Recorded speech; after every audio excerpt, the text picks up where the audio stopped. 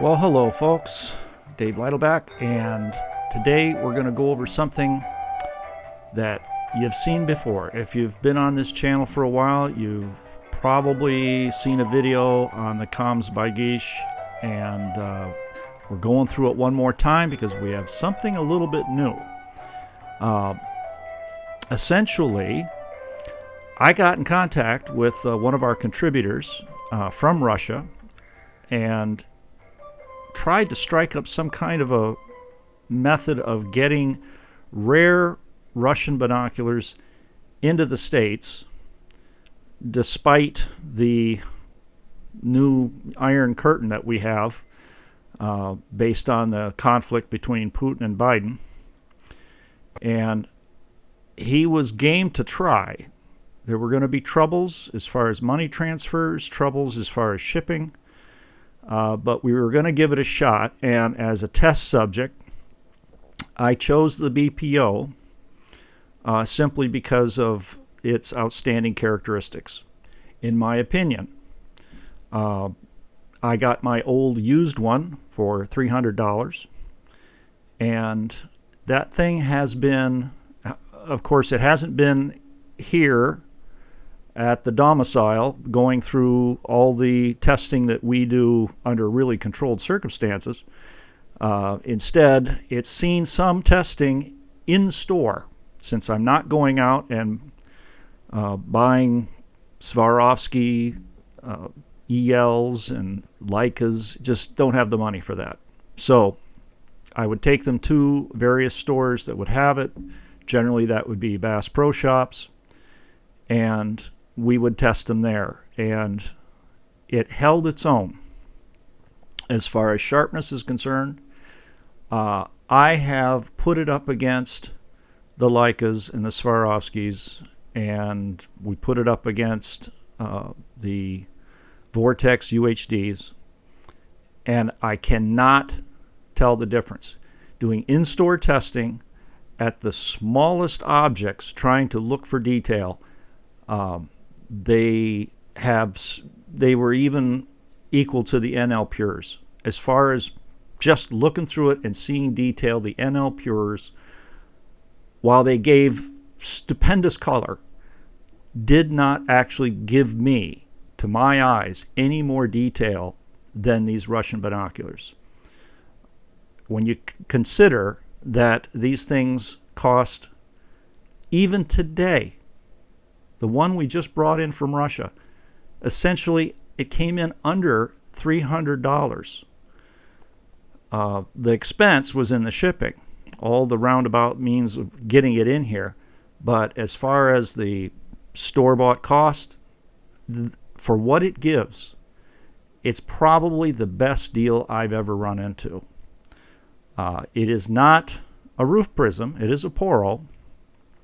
And someone would say that its downside, why you really have no business comparing it, even with its field flattening capability, which is quite good, why you really can't compare it to your higher level binoculars is because of the colored glass. It does have glass elements that produce kind of a yellowish greenish look, but that's what's changed. Alexander sent a new version in, commercial version, with no color in the lenses. And it has no gradical. You have nothing but a pure, clear screen or view to look at. Came in this rather typical commercial type box. It is not a Chinese knockoff. It's the real McCoy. Let's see, 37 Lipatov Street, Kazan, Russia. Yeah, it's the real thing. And came in, your typical bag. I think it's nylon. It's very secure. It's got the little KOMZ emblem down there in the corner. It's got the straps on the back for your belt. Nothing else. There's no other little doodads, no little stickers and and micro cloths to clean the lenses or anything. But the objective and eyepiece protectors are built right in. And they're just like the one I got before. I wondered if the performance was going to be any different than my original. And I'm here to tell you that no, it's exactly the same. I thought I'd see even more with the clear lens. I don't. We gave it the 1951 U.S. Air Force test target challenge, and it gave exactly the same thing, which is astounding. It's like a solid group -1, element 5, and every once in a while it would actually show 6, just like the original. And the only thing I have that will actually surpass it, the only thing I've come across, is the one Fujinon that I've decided to keep, which is the 10x50. The FMT-SX that we talked about earlier, I never did a review on it. I will say that I was a little bit disturbed. There was some kind of eye strain that I was experiencing with it, but I'm going to tell you guys, all you Fuji nuts out there, I did find out what the problem was. There was a misregistration with an eyepiece. We countered for that, and now I can tell you it is the sharpest thing that I have. It's the sharpest thing I've ever looked through. So you Fujinon freaks, you win. But this is just practically right up with it at a smaller objective size. And it's robust, and it does have the field flattener. I would say, and this is going to be something else. I've got a guy named Tony who's challenged me, and Righty, you can see his writings every once in a while. They both are bringing up the point that very often in my reviews I'm stating that binoculars are showing about 50% of a sweet spot. And I'm going to use this opportunity to explain what's really going down. Some time ago when I started this shtick, I really was looking at sweet spots based on what most people assume a sweet spot is. You know, you look at your view, whatever it is, everything's nice and sharp in the center, and the more you move off from center to the side, yeah, it starts to break down. It's going to do that.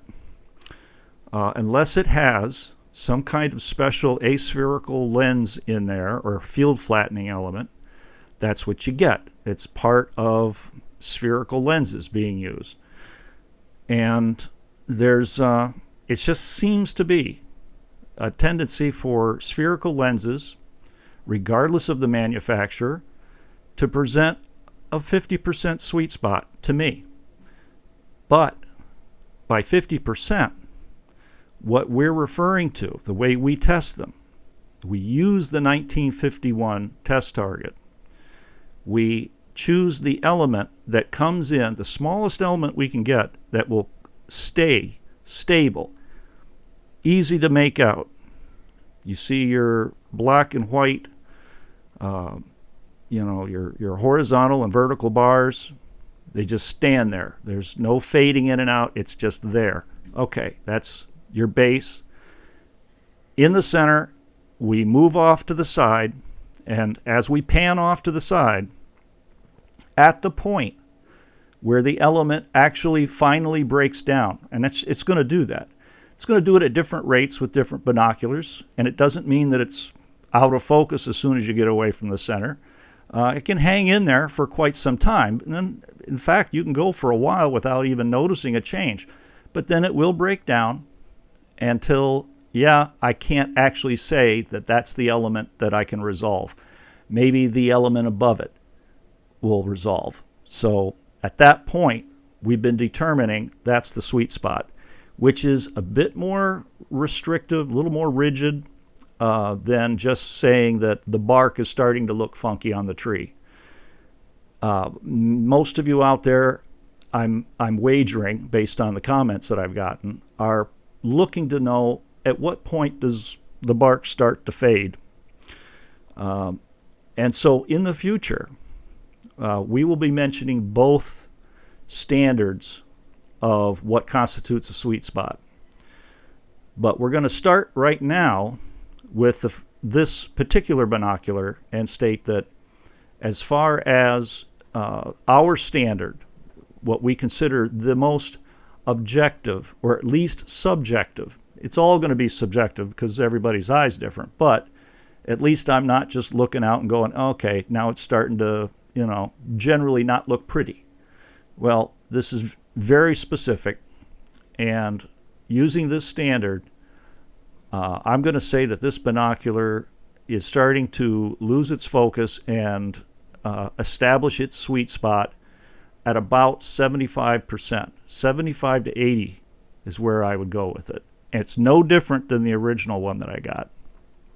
That's what I'd like to see. I like to see that there hasn't been that much difference. Now, Alexander, who sent it, did tell me that with this binocular, sometimes there is some variation in the optical quality. He didn't say anything about the build quality, but the optical quality, one can differ from another. And so he wasn't guaranteeing that I was going to get a great one. But the one that he bought, he tested before he shipped, and he said, "You lucked out, Dave. This is really, it's better than the one he had."